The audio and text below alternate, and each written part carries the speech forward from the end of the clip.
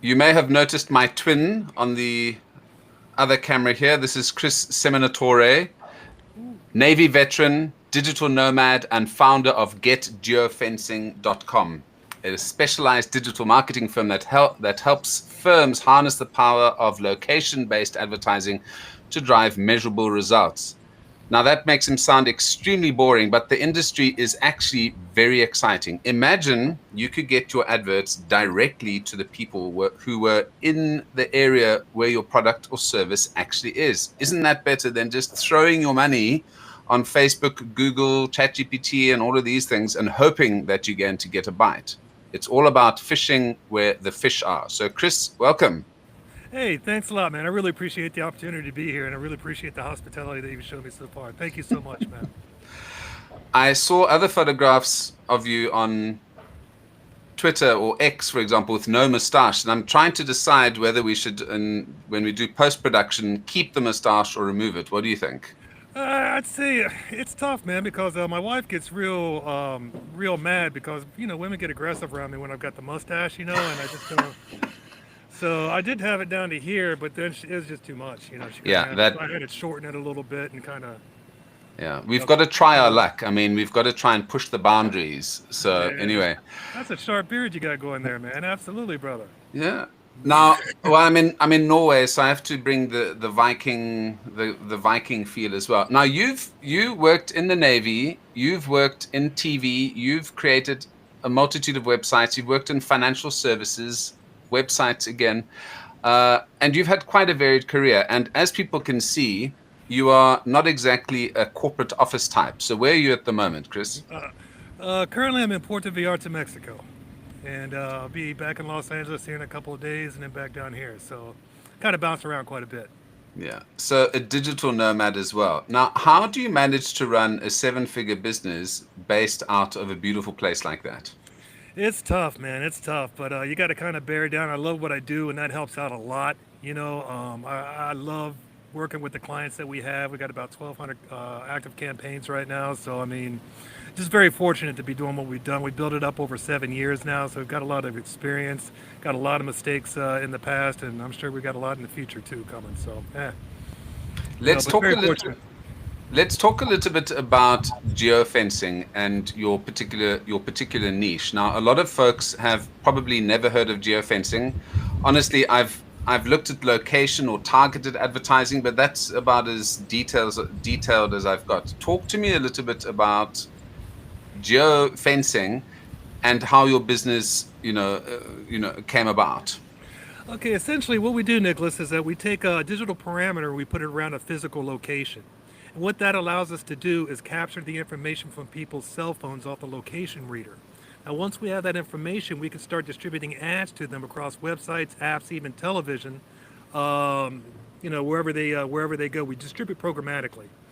And what I mean by that is that whenever you bring up a website or an app, there's like a 100 millisecond delay, and we have algorithms that bid on the available advertising inventory of that website or app. That's the way we're able to get ads in front of a very targeted audience. And like a lot of times, like just say for an example, we'll go ahead and geofence a competitor of one of our clients, and that way we can get in front of the audience of that competitor's his clients.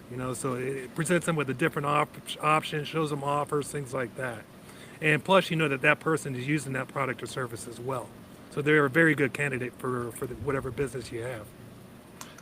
A lot of people do a shotgun approach on the internet by using Google ads, putting money on Facebook. And if anyone has done Facebook ads, your audience when you first start out is 5 billion or however many billion people, and as you filter it down, it gets lower and lower and lower and lower and lower. Um, I think that talks to the point of why geofencing is so important. Is geofencing more expensive than, for example, a general Facebook ad or a general Google ad? Not at all. Not at all. Depending upon the two things about it is very effective for small businesses, but also it can scale almost infinitely. So I mean, we've got both sides of the spectrum right there. We can work with a small business where, say, you want to do 100,000 impressions over a 30-day flight. That's going to cost you about $850 on targeted display. On it, if you want to do video ads, which I highly recommend, man, we are seeing so much traction with video right now. It's going to run you about, for 100,000 impressions, it's going to run you about $1,600. That's just starting out. So it gives you an idea where the starting point is, and then the ending point. I mean, we've got clients spending $20,000 and $30,000 a month on video. I've had a couple of interviews with media companies, and I've always asked, what is the most expensive cost per click you've ever had? So I'm going to ask you, Chris. Can you remember what the highest cost per click you've ever seen a client have? That's a tough one, man. Like a high cost per click, that's bad, right? I mean, the way that you look at it, yeah. $890 is where I've got to. So if you can beat that, you'll get a free hat. Man. And I'll tell you what that's for. That is for if you've lost your leg working on an oil rig. Wow. Well, that's So not a bad that is $890 spent. You know what I mean? That's not exactly. bad I at mean, all. if you imagine what kind of payback you're going to get on that, and that's obviously a very targeted click.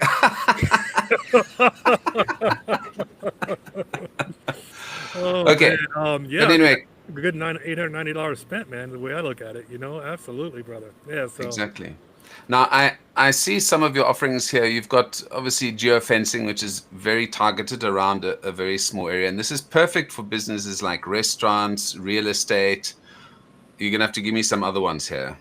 Oh man, attorneys, car dealerships, anybody plasma collection. We got a lot of clients that are AI solutions providers for government agencies, and so we geofence like the CIA headquarters, the FBI headquarters, the NSA headquarters, because what they want to do is they want to get their brand in front of the decision makers at these agencies, and that's what it does. Because everybody likes to do things that they're familiar with. You know what I mean? By getting that brand in front of those decision makers, it becomes more familiar.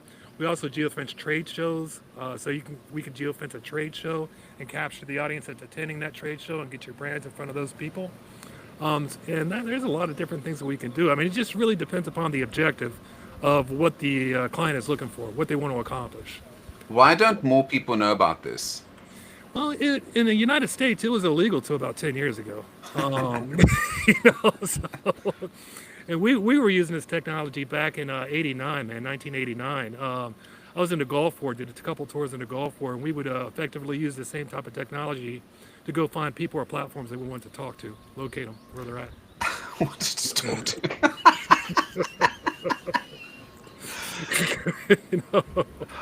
I like it. Now, another area where geofencing works is obviously political candidates and political Huge. parties. So things like obviously elections, local elections, and so on. Talk to me a bit about, because obviously that's quite a big business in the US. Talk to me about how valuable geofencing is going to be if you are running a campaign. It is very valuable, very cost effective because you can hit the voters that are specifically within that district and not waste a single penny on ad spend. And you can also, I mean, there's a lot of different things that you can do. If you want to use location, you can hit different locations where a candidate has more of appeal than, say, some other places, depending upon the demographics that they're looking for. So there's just a lot of different tactics that we can use to reach the exact voters within the districts, which other marketing channels really don't have. So for political campaigns, if you're not using geofencing, you better hope your opponent isn't either. You know what I mean?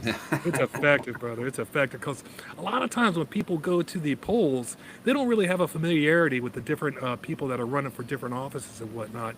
And like I've voted before, and I'm like, okay, I like his last name. I'll do this guy here, things like that, which really scares me that our political candidates are decided by people like me. So I'd hate to be on a jury, put it that way. Your words. Now, you also have something called geofencing for OTT. Now, for those who don't know what OTT is, maybe just give us a crash course in OTT for those overseas who don't have Roku and Hulu and all of these strange services. Well, OTT and CTV, that's the connected television. Essentially, if you're getting your television from the internet, that's OTT, CTV is what it is. And what it does is it offers a lot better advantages as opposed to putting a commercial out on broadcast the old way. And I think OTT has taken over broadcast. It surpassed like 50% a couple months ago, from my understanding. Wow. Yeah, so what that does is it allows us to get a very targeted demographic and get the commercials in front of a very, targeted audience of who you want to put commercials in front of, as opposed to broadcast. And not only that, the reporting is incredible. We can tell you exactly who watched your commercial at what time, things of that nature. It was showing, there's a lot of different things you can do with OTT. We can do addressable campaigns. Like, say you got a million people and you got their addresses. We can upload those addresses and then run commercials to those million people. So it's very, very targeted, and the reporting is insane, granular. Yeah. So I think what this boils down to is in an era where most marketers are aware of Facebook, Instagram, and platforms like that. A lot of folks who are perhaps struggling to take their business to the next level and really reach customers or do retargeting should obviously consider geofencing. And since you're the first agency that has been talking about geofencing that I've had in over 2 years of doing this, and I've nearly got 200 episodes. It means that it's quite a niche. This is not something that the whole world is doing, or that the whole world is talking about. Because I think this could be a real competitive advantage for companies who take advantage of this versus trying to do their Facebook ads alone, or just use a generic media agency. Absolutely, 100%. I mean, there's so many different advantages by putting a location in your marketing mix, and it can really, I say the more marketing channels you have, the better. But for this right here, because you want people to see you everywhere. What is it? 7 touches to a sale is an old or cliche, but that's very true. We're usually like first touch, second touch, get in front of the people that you want, and then any other way that's like bringing the horses to the water. Any other way that you can get them to commit or convert, it's what it takes right there. And Now, a lot of businesses and services know who their audience is. They know them intimately. So what this does is give you an opportunity to be able to take a look at your audience and expand upon that audience as well. so I guess it means that your client, needs to know quite a lot about their business, their customer, before they come to you almost. I mean, I'm sure you can do a lot of that, but it helps if the customer says, I know exactly who my target market is. This is my persona. This is the area that I'm in. And that'll save you time and also save them money. Absolutely. And it's not real brain surgery to know who your client is. I mean, like, say you're a car dealer. You know that your clients are going to be going to competitor dealer locations. You know that the people that go to those locations are shopping for a car. So you've got intent right there. And then all you want to do is you want to put a message in front of them saying, hey, you've got this option. Hey, we've got this truck cheaper. Hey, we've got this, before. Because usually I think it's like a 2.3 lot visits before somebody purchases a car, something along those lines. And what it is you've got a very captive audience right there. If somebody's on a car dealership lot looking at cars, they're looking to buy a car. I mean, that's why I get back to the brain surgery thing. It's not. Yeah. Well, I was dealing with quite a lot of telco companies in Malaysia in my previous role. And what was quite amazing is the amount of information that the cell phone towers give you, or that the companies that run the cell phone towers have, in terms of what model phone you've got, how many times a day you've come past that particular pylon, and they can really build a picture of this individual. Obviously, as consumers, we might be slightly concerned about how much information is shared about us. How secure is your information? If somebody is saying, I want putting up their mail list, for example, that mail list has to obviously be from people who have said, yes, please send me information, right? How do you check that you're not spamming people, Chris? Well, it's not spamming because it's passive advertising. It's on your Okay. television, it's on your websites, it's on your apps and things like that. And essentially, advertising is the currency of the internet. I mean, that's why FoxNews.com is free, is because they get to show you ads where they're showing. So it's not spamming in any sense whatsoever, and it's not an invasion of privacy either. What it's doing is just giving relevant advertising to you.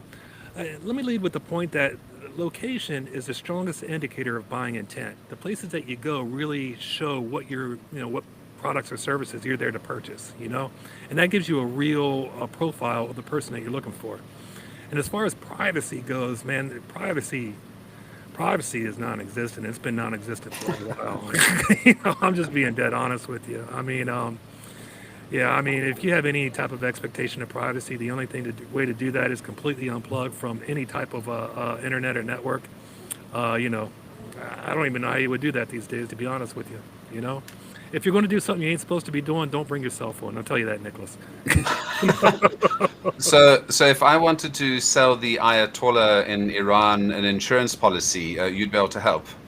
Absolutely, man. We need to There's figure out. We haven't ran any campaigns in Iran, but we ran them over in Switzerland, South Africa, Canada, Mexico, almost daily. Yeah, we're all over the place. We geofenced the World Economic Forum up in Davos, Switzerland, and for a financial company, and captured all the people that were attendants at that meeting. So that's pretty neat. not.